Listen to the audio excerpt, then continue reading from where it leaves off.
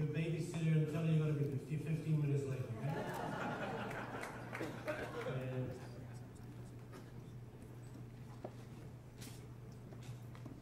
In 120 years, you only get 170. So I'm going to pull rank and say, I do honestly and sincerely consider everyone here that you are now a personal friend. I can't thank Rabbi Wolpe enough for what he's done for me in the past. Some things he knows about, some things he doesn't. But after hearing what Rabbi Wolpe said, other people said, I was thinking, who are they talking about?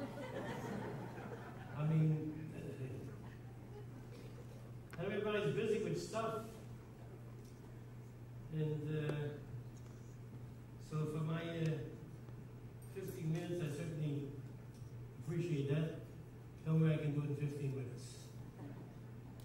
Even though I promise you, you'll enjoy the next quick quarter hour. It'll go by fast, but after my 15 minutes, you'll want more. Can you hear me back on the sound check? Sound check over there?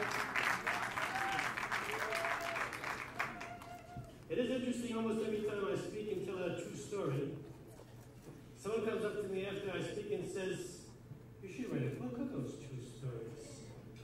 And my response is always the same. A book? I got a shelf full of volumes. In 45 years, can you imagine the true life memoirs?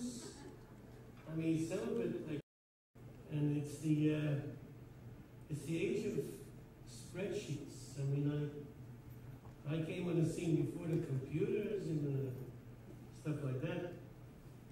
So my spreadsheet tells me that right now, I know 4,000 singles and 2,500 couples. That's 9,000 people.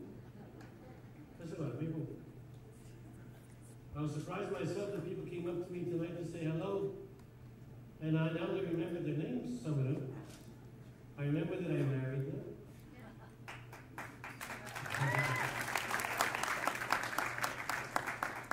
Some of them are still married.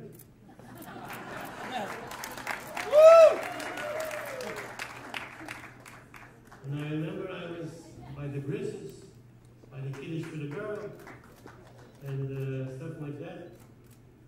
So a quick thumbnail sketch of the last quick 45 years. I arrived in the 60s, in 1970. Well, the 60s started with Mario Savio in 1964 with the free speech movement. Where did I come from? The ghettos of Brooklyn. So there was only two kinds of people. If you weren't a Chabad Chassid, that means you were black. If you weren't black, that means you were a Lubavitcher Chassid. There's only two kinds of people was there. So the first Chabad house on planet Earth, some people don't know, was UCLA. We even developed a special name for that. We called it Yasala, or among the professional outreach people, JuicyLA. We never told you that. After 20 years as a campus rabbi, I was too old, too bald, too overweight, too whatever. So when the intermarriage rate soared from the 1900s, it was single digits. 1960, it was 52%. So we decided 10,000 rabbi sermons doesn't do as much as a couple of nice Jewish girls. So that's what we did. I almost got fired for that. But there was some criticism from the establishment.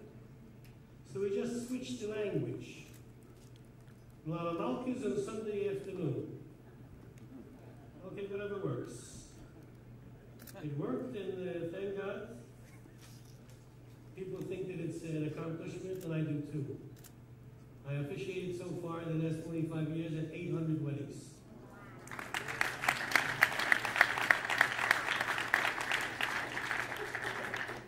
It's not to blow my own horn, but you might know that the divorce rate is up to 50% in the general population. I've also officiated at 200 divorces, but not from my 800, okay? But when you hit 70, you start to think a little more seriously about life, about that horrible word which I hate, mortality. So it can't be same old, same old. There's got to be something more. You got to begin to think about leaving the world a better scene than when you came on it. A Gallup poll is 504 people, participants. I asked over 1,000 people the same question, got the same answer. And I realized I'm on to something. Let's not get involved in marriage counseling at this point, but I asked over 1,000 people the same question: why did you get divorced? Was it A, you woke up one day next to this monster, who are you? Or was it B, something you saw before you got engaged? 95% of the people said A or B. What do you say? B. Thank you. Yeah. B. So I realized that I have something going on, and that's why we're beginning to make overtures to John Gray, God bless him.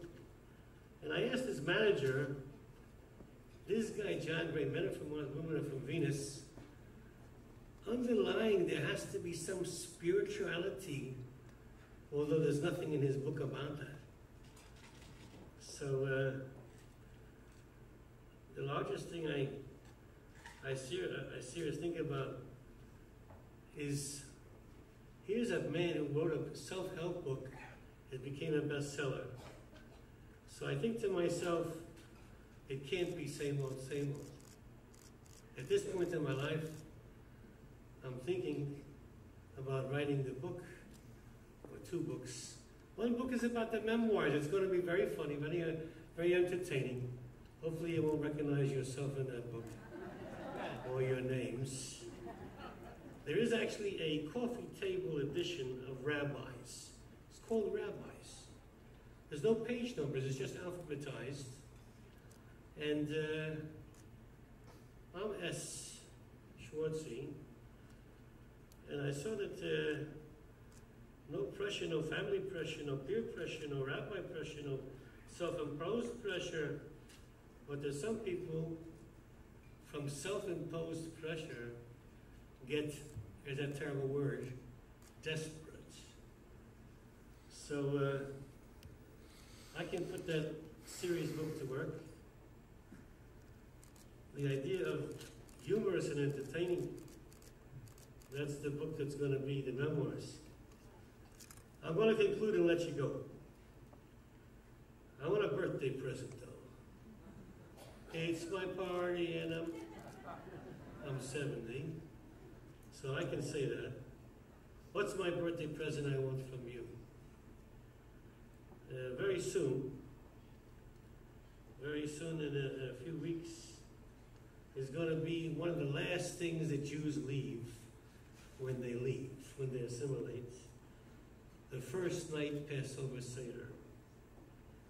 Everyone here, almost, knows a Jewish person that's not going to have a Seder. That's not going to go to the first night Passover Seder. That's my present. Send me a Jew. One that you know.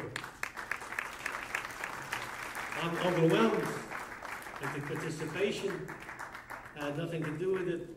From mom and pop store, it's Olivia, I, and Mendel. God bless you all for being here. Thank you.